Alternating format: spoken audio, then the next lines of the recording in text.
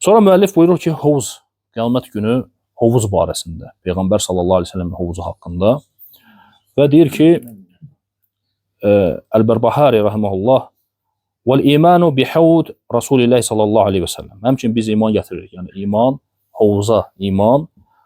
Və li kulli nəbiyyin hovd. Hər bir nəbinin, hər bir peyğəmbərin hovuzu olacaqdır. İllə salihən. Salihi istisna elədi. Onun deyir hovuzu dəvənin südüdür, dəvənin döşü.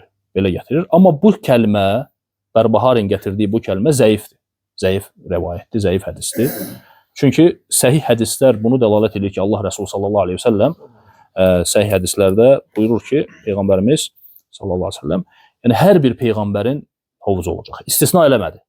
Hər bir peyğəmbərin hovuzu olacaq. Yəni Tirmizidə gələn hədislər və digər səhih hədislərdə bu cürdür. Hər bir peyğəmbərin özünə məxsus hovuzu olacaq və Peyğəmbər sallallahu aleyhi ve sellem həmçinin deyir ki, hər bir və qiyamət günü yəni onların hər biri hansının hovuzuna daha çox adam gələcək deyə bununla öyünəcəklər.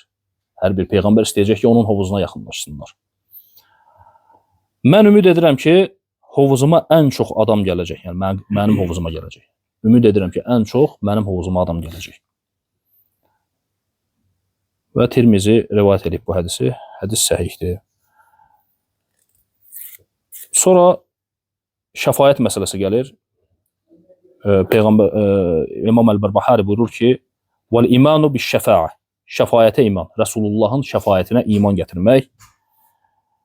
Günahkarlar üçün, qiyamət günü, günahla gələn insanlar üçün, günahkarlar üçün və həmçinin ümumi şəfayət, ümumi bütün insanlar üçün təfsilat gələcək.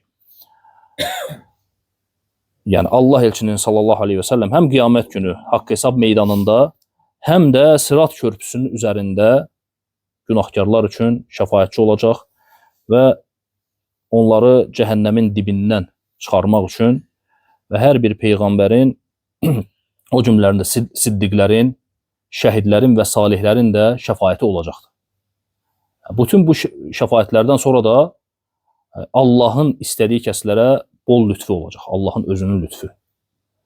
Hətta bəzi günahkarlar yanıb kül olduqdan sonra oddan çıxarılacaqlar.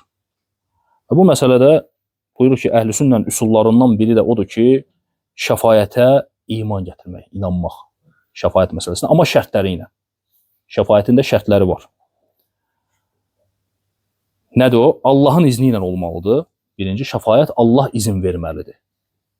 Allahın izin verdiyi kəslər üçün. Yəni, Allahın izni və Allahın izin verdiyi kəslər üçün. Və yekunu məşru' fihi min əhlil iman. Və kimə ki şəfayət olunacaq, o iman əhli olmalıdır. Müsəlman olmalıdır. Amma küfr əhli olsa, kafir, müşrik olsa, ona şəfayət edilməz. Şəfayəti də qəbul olunmaz. Ona görə Allah Teala Quran-ı Kərimdə buyurur ki, فَمَا تَنْفَعُهُمْ شَفَاعَةُ الشَّافِعِينَ. Şəfayət edənlərin şəfayəti onlara fayda verməz. Deməli, Allah razı olmalıdır. Yenə də bağlıdır məsələ Allahın istəyidir, Allaha. Ona görə şəfayəti də Allahdan istəmək lazımdır ki, ya Rəbbim, Peyğəmbəri sallallahu aleyhi ve sellem mənim üçün şəfayətçi et. Bu cür dua eləmək lazımdır. Birbaşa Peyğəmbərdən yox, ya Rasulullah mənə şəfayət et. Yox, Allahdan istəməli. Çünki Allah izin verməlidir. Allah izin verəndən sonra və kimə ki şəfayət olunacaqsa ondan da razı olmalıdır ki, şəfayət edilsin. Ondan sonra şəfayət olunacaq. Yoxsa belə yox.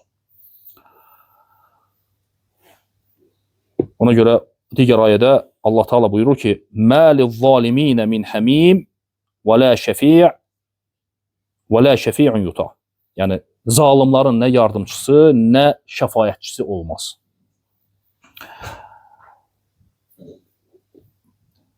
Rasul sallallahu aleyhi ve sellem huve a'zamu men yeşfa yevmel qiyamə. Ən əzəmətli, ən əsas şəfaət eləyən qiyamət günü Peyğəmbərimiz sallallahu aleyhi ve sellemdir. Çünki bütün insanlar üçün şəfaət eləyəcək ki, haqq hesab başlasın. Çünki o dəhşətli bir gündə, qiyamət günü, günəş yaxınlaşıb, artıq cəmaat susuzlayıb, o cür vəziyyətdə uzun bir zaman keçir və artıq cəmaat nədir? Haqq hesabın başlamasını istəyir. Haqq hesab başlamır. Ta ki, insanlar bir-bir gedirlər Adəmin yanına, aleyhissalam, Adəm aleyhissalam, mənlik deyil. Yəni, özündən üzrxahlıq istəyir ki, yəni, mən özüm belə günah işləmişəm. Mən gedib şəfaət edə bilmərəm. Sonra Nuhun və digər ulul azm rəsulların yanında insanlar üst tutacaq. Heç biri qəbul eləməyəcək. Heç biri etməyəcək bunu. Edə bilməyəcəklər. Muhammed sallallahu aleyhi və səlləm yanına gəldikdə isə nə deyəcək? Ənə ləhə. Mən bunun üçünəm. Və Allah Rəsulü sallallahu aleyhi və səlləm səcdiyə qapanacaq. Uzun uzadı səcdə edəndən sonra Allah Taala buyuracaq ki, ya Muhammed irfə rəsək. Ey Muhammed, başını qaldır və səl tu'ta və istə sənə veriləcək. Və şəfaət elə, şəfaət olunacaq. Fəbiiznilləhi ləhu fəyəzənəllahu ləhu bişşəfə və Allah ona şəfaət etməyə izin verəcək. Fikir verin, Allah izin verəndən sonra Rasulullah sallallahu aleyhi və səlləm şəfaət eləyəcək məhşər günü bütün insanlar üçün. Bu ümumi şəfaətdir ki, haqq hesab başlasın. Fəyəşfəu fi əhlil məhşər. Məhşərdə toplananlar insanlar üçün şəfaət eləyəcək və fi ən yentəqilu minəl məhşər iləl hesab. Yəni məhşərdən haqq hesab məqamına yetişsinlər deyə. Artıq bu haqq hesab başlasın. Və həzihi şəfaətul uzma. Bu da şəfaətul uzma deyirlər. Əzəmətli şəfaət, ən əsas şəfaətlərdən biri yəni. Necə ki Allah Taala Quran-ı Kərimdə bu şəfaət haqqında peyğəmbərinə deyir ki: "Və minəl-leyli fətəhəccəd bihi nafilətən lək." Yəni gecələri dur, təhəccüd elə, nafilə olaraq sənə gecələri təhəccüd et. Yəni qalx, namaz qıl. "Əsə ən yeb'asaka rabbuka maqaman mahmuda." Ola bilər ki, Rəbbin səni məqam Mahmuda yetişdirsin. Məqam Mahmud da nədir? Həmd olunan məqam, həmin bu məqamdır ki, şəfaət eləsin Rasulullah sallallahu aleyhi və səlləm. Və həmçinin bizim azaddan sonra etdiyimiz zikirdə əti Muhammədən əl-vasilətə vəl-fadilə. Muhammədə vəsilə və fədilə. Bu da nədir? Bu da həmin o şəfaət məqamının onun üçün Allahdan istəyirik. Yəni odur. Və həmçinin Allah Rəsulü sallallahu aleyhi və səlləm böyük günah sahibləri üçün də şəfaət eləyəcək. Ya cəhənnəmə girməsinlər deyə və yaxud girsələr əzablarının yüngülləşməsi üçün İmmə lə yədxulunnar və immə ən yəxrucu minhə və yaxud ya ümumi girməsinlər, bunun üçün şəfaət edəcək, heç girməsinlər. Və yaxud cəhənnəmdən çıxartması üçün çıxsınlar deyə Allah Rəsulü sallallahu aleyhi və səlləm şəfaət edəcək. Və şəfaət eləyənlər həmçə tək Rasulullah sallallahu aleyhi və səlləm deyil, bütün peyğəmbərlər şəfaət eləyəcəklər. Və həmçinin kiçik yaşda ikən vəfat edən uşaqlar, onlar da şəfaət eləyəcəklər. Və bunu inkar eləyənlər var, şəfaəti inkar edənlər Cəhmiyyə, Mü'təzilə və Xavariclərdir. Əsas bu firqələr Cəhmiyyə, Mü'təzilə və Xavaric şəfaəti ümumən inkar edirlər ki, şəfaət söhbəti yoxdur. Və Xavariclər kimlərdir? Şeyx burada deyir. Onlar ki, müsəlmanlara əlləzinə yəxrucun alə əimmətin muslim, müsəlmanların əmirlərinə silahla qarşı çıxanlardır və onlara itaət etməyənlər və həmçinin müsəlmanları böyük günahlarına görə təkfir edənlərdir. Nəyə görə xavaric adlanır? Çünki şəriətdən çıxdıqları, xaraca çıxmaq deməkdir. Xavaricdən çıxdıqlarını üçün, şəriətdə varid olan şeylərdən çıxdıqları üçündür. Və həmçinin valiyil əmrə qarşı çıxdıqları üçündür. Və həulə yənfunə şəfə və onlar şəfayəti inkar edirlər və deyirlər ki, kim oda girsə artıq odan çıxmayacaq. Xavariclərə görə artıq cəhənnəm əbədidir. Düşdün, getdin. Yəni, böyük günah sahibi də kafirdir və kim də cəhənnəmə düşdüsə oradan heç vaxt çıxmayacaq, əbədi qalacaqlar. Dəlil olaraq da bu ayəti gətirirlər ki, وَمَا هُمْ بِخَارِجِينَ مِنَ النَّارِ Onlar oddan heç vaxt çıxmayacaqlar. Bəqərə surəsinin ayəsini gətirirlər və bu ayətlə də bağlı şeyx deyir ki, bu ayə kafirlərə aid, əsli kafirlərə aid olan ayətdir. Müsəlmanlara tətbiq edirlər bunu. Fəl-kafir la yəxrucu minən-nar. Yəni kafir bəllidir ki, ondan çıxmayacaq. Necə ki Allah Taala Quran-ı Kərimdə buyurur ki: "Mən zəlləzi yəşfəu indehu illə biiznih." Üzr istəyirəm. Kafir deyir, ondan çıxmayacaq. Və əmmə şəfaətul məqsudə huna hiyə fi əhlil iman. Şəfaət ümumən iman əhlinə xasdır. Kafirlərə zaten şəfaət yoxdur, bunu dedik. Və cəhənnəmdən çıxmayan kafirdir. Müsəlmanlar, möminlər yox. Və möminlər haqqında, şəfaət haqqında Allah Teala buyurur ki: "Mən zəlləzi yeşfəu indehu illə biizni." Onun izni olmadan kim şəfaət edə bilər? Deməli, şəfaətdə də nədir? Onun izni olmalıdır. Allahın izni olmalıdır ki, şəfaət edilsin. Və digər ayədə Allah Teala buyurur, yəni göylərdə neçə-neçə mələklər vardır ki, onların şəfaəti Allahın istədiyi və razı qaldığı kimsədən başqa heç bir kəsə fayda verməz. Bu ayətdə də dəlil nədir? Şəfaətdə iki dənə məsələ gəlir əsasına. Allahın istəyi və rızası. Yəni Allah Subhanahu va Taala kafirdən razı deyil zaten. Allah razı olmalı ki, o adama şəfaət olunsun, istəməlidir. Ondan sonra şəfaət ediləcək. Və həmçinin bu şəfaət məsələsində dedik ki, inkar edənlər var və həmçinin şəfaət məsələsində həddi aşanlar var bu məsələdə. Onlar da şeyx buyurur ki, sufilər və quburilərdir əsasən. Şəfaətə yönəlirlər, şəfaət məsələsində həddi aşırlar və qəbirlərə yönəlib qəbirlərdən şəfaət istəyirlər. Necə ki Allah Teala bu Quran-ı Kərimdə buyurur ki: "Və ya'budun min dunillahi ma la yenfa'uhum və ya'budun min dunillahi ma la yadurruhum və la yenfa'uhum və yəqulun haulai şufa'auna indallah." Onlar özlərinə nə bir zərər verə bilənlərə, nə də bir xeyir verə bilənlərə ibadət eləyirlər və deyirlər ki, bunlar bizim Allah qatında şəfaətçilərimizdir. Deməli bu məsələ də icazəli olmayan, şirk olan məsələlərdən ki, Allahdan qeyrisindən, qəbirlərdən, ölülərdən fərqi yoxdur. Şəfaət istəmək. Şəfaət Allahdan istənilir. Çünki Allahın rızası olmalıdır. Şəfaət külliyyən Allahın mülküdür, Allaha aiddir. Allah kimə icazə versə, kimə izin versə şəfaət etməyə və həmçinin şəfaət edənə izin verəndən sonra, ondan razı olandan sonra ki, ona şəfaət edir, ondan sonra bəli. Deməli, bütövlüklə şəfaət Allaha məxsusdursa, şəfaət Allahdan istənməlidir, məxluqdan yox. Və Əhlüsünnə bu məsələdə orta yoldadır. Əhlüsünnə orta yoldadır. Şəfaəti nə inkar eləmir, nə şəfaət məsələsində həddi aşmır. Və şəfaət məsələsi dedik ki, günahkarlar üçündür. Müsəlmanlardan böyük günah, kiçik günah sahibləri üçün yəni olan məsələdir. Yəni əsasən şəfaət bunlar üçündür. Və həmçinin sıratda, sıratın üzərində, körpünün üzərindən keçərkən də şəfaət olunacaq. Necə ki, Peyğəmbər sallallahu aleyhi ve sellem möminlər üçün onların, yəni möminlərin orada halını vəsf eləyir. İnsanlar olacaq ki, sıratda necə keçəcək? İldırım sürəti ilə, biz göz qırpımı sürəti ilə keçənlər olacaq. İldırım sürəti ilə keçənlər olacaq. Və yaxud elə insan olacaq ki, dəvə üzərində gedən kəs kimi bu cür keçəcək. Və yaxud ayaqla gedən, iməhləyərək və s. Və eləsi də olacaq ki, onu artıq dartıb atacaq, düşəcək cəhənnəmə. Yəni, insanların halı müxtəlifdir. Əməllərinə görə halları müxtəlifdir. Və buyurur ki, Yəşfə'un Nəbi sallallahu aleyhi ve sellem lil-mü'mininə həl mururihim alə sırat. Peyğəmbər sallallahu aleyhi ve sellem möminlərə onların sırat üzərində keçərkən şəfaətçilik eləyəcək.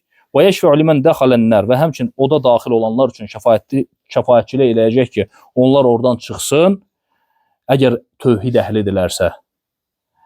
Və yəşfə'u alə sırat izə mərrən-nəs aleyhi və sıratın üzərində insanlar keçdiyi zaman o insanlar üçün şəfaətçilik eləyəcək və sırat da körpüdür, yəni cəhənnəmin üzərində olan bir körpüdür. İnsanlar əməllərinə görə o körpünün üzərindən keçir və dediyim kimi eləsi olacaq, bir göz qırpımı kimi keçəcək və yaxud ildırım sürəti ilə, külək sürəti ilə və s. Yəni bu insanın əməllərinə görə oradan keçmək sürəti fərqlidir.